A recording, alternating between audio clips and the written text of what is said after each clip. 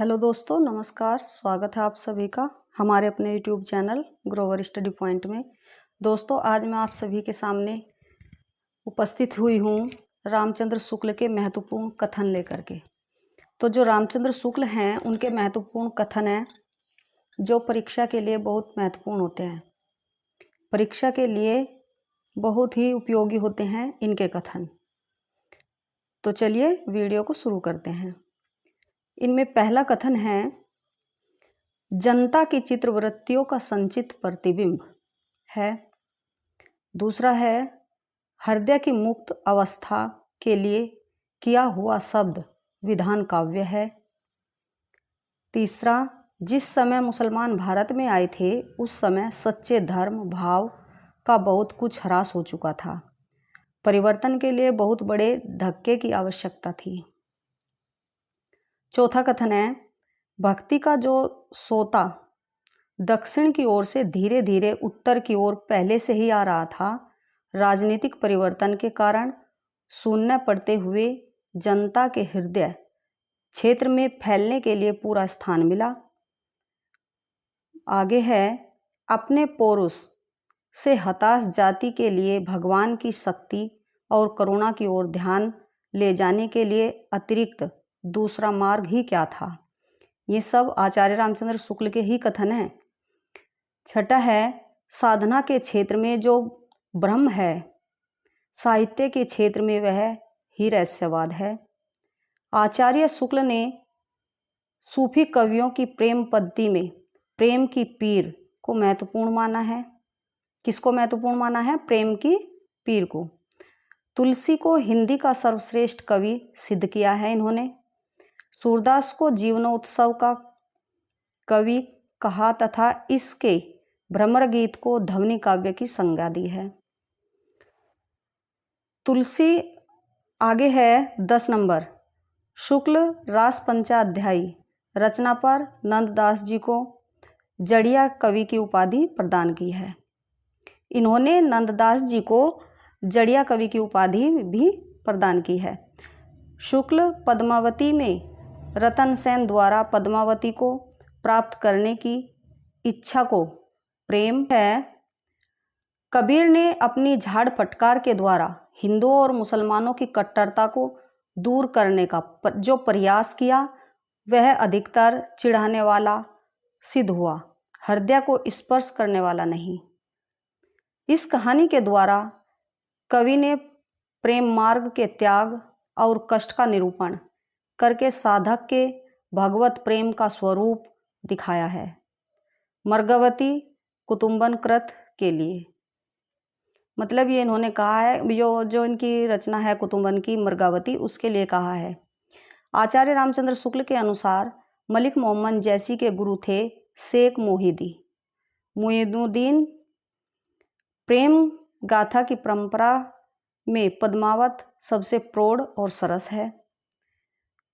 आगे है, यही प्रेम मार्गी सूफी कवियों की प्रचुरता की समाप्ति समझनी चाहिए। शेख नबी के लिए इन्होंने ये कहा है।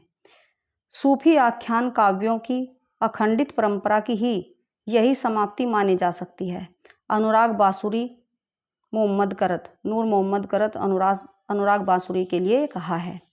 नूर मोहम्मद को हिंदी भाषा में कविता करने के कारण जगह जगह इसका सबूत देना पड़ा कि वे इस्लाम के पक्के अनुयायी थे। आगे, इस परंपरा में मुसलमान कवि हुए, केवल एक हिंदू मिला है। आचार्य शुक्ल ने किसकी तरफ इशारा किया है? सूरदास की तरफ। मतलब उन्होंने सूरदास की तरफ इशारा करते हुए कहा है कि केवल एक हिंदू मिला है। आगे, जनता पर चाहे जो प्रभाव पड़ा हो, पर उक्त गद्दी के भक्त शिष्यों ने सुंदर सुंदर पदों द्वारा जो मनोहर प्रेम संगीत धारा बहाई, उसने मुरझाते हुए हिंदू जीवन को सरस और प्रफुल्लित किया। श्री वल्लभाचार्य जी के लिए ये कथन आचार्य रामचंद्र शुक्ल ने कहा है। आगे है, सूर की बड़ी भारी विशेषता है नवीन प्रसंगों की उद्भावना। आचार्य रामचंद्र शुक्ल के अनुसार मीरा का जन्म कब और कहाँ हुआ, यानी कि मीरा का जन्म जो हुआ था संवत 1573 में चौकड़ी नामक गांव में हुआ था। ये बड़े भारी कृष्ण भक्त और गोस्वामी विट्ठल नाथ जी के बड़े कृपापात्र शिष्य थे। कौन? रसखान। ये इन्होंने कहा है रसखान के लिए।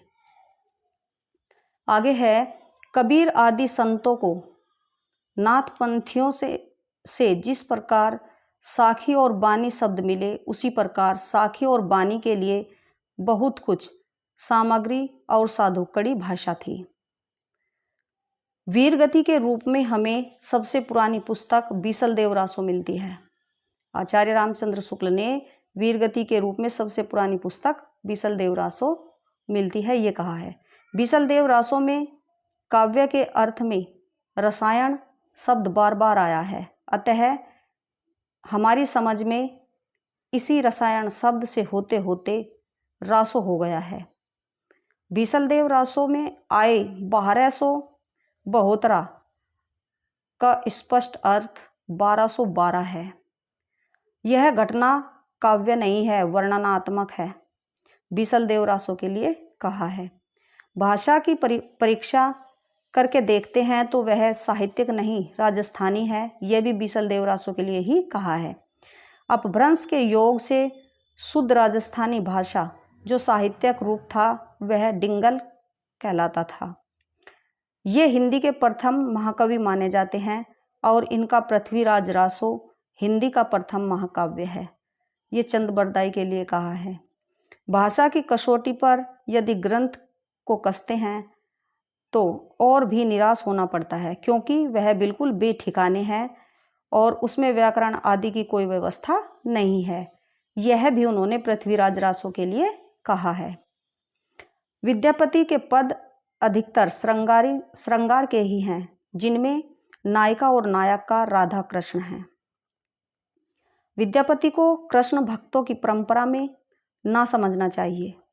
आध्यात्मिक रंग के चश्मे आजकल बहुत सस्ते हो गए हैं। यह कथन भी उन्होंने विद्यापति के पदों के संबंध में ही कहा है। मोटे हिसाब से वीरकाल महाराज हम्मीर की समय तक ही समझना चाहिए। ये उन्होंने सभी कथन आचार्य रामचंद्र शुक्ल ने इन सब के लिए कहे हैं। आगे है भक्ति काल। प्रत्येक देश का साहित्य की जनता की चित्रवृत्ति का संचित प्रतिबिंब होता है। ये भी आचार्य रामचंद्र शुक्ल ने ही कहा है। आगे, इन कालों में रचनाओं की विशेष प्रवृत्ति के अनुसार ही उनका नामकरण किया गया है। हिंदी साहित्य का आदिकाल संवत 1050 से लेकर संवत 1375 तक, अर्थात महाराज भोज के समय से लेकर हम्मीर देव के समय के कुछ पीछे तक माना जा सकता है। जब तक भाषा बोलचाल में ही थी तब तक वह भाषा या देश भाषा ही कहलाती रही, और जब वह भी साहित्य की भाषा हो गई तब उसके लिए अपभ्रंश शब्द का व्यवहार होने लगा। नाथ पंथ के जोगियों की भाषा साधुकड़ी भाषा थी। सिद्धों की उद्गृत रचनाओं की भाषा देश भाषा मिश्रित अपभ्रंश या पुरानी हिंदी की काव्य भाषा है। सिद्धों में सरह सबसे पुराने अर्थात विक्रम संवत 690 के हैं। मतलब ये सभी कथन जो हैं आचार्य रामचंद्र शुक्ल के थे। इतने कथन जो हैं आचार्य रामचंद्र शुक्ल के हैं। सभी के लिए जितनी रचनाएं हैं उन्होंने उनके लिए, जितने भी रचनाकार हैं उनके लिए जो कथन कहे हैं वो सभी इस वीडियो में सारे कथन रामचंद्र शुक्ल के हैं। तो ये परीक्षा की दृष्टि से बहुत ही उपयोगी हैं। इसलिए आपको अगर मेरा वीडियो ये पसंद आए तो चैनल को सब्सक्राइब करना और वीडियो को लाइक और शेयर करना ना भूलें। धन्यवाद।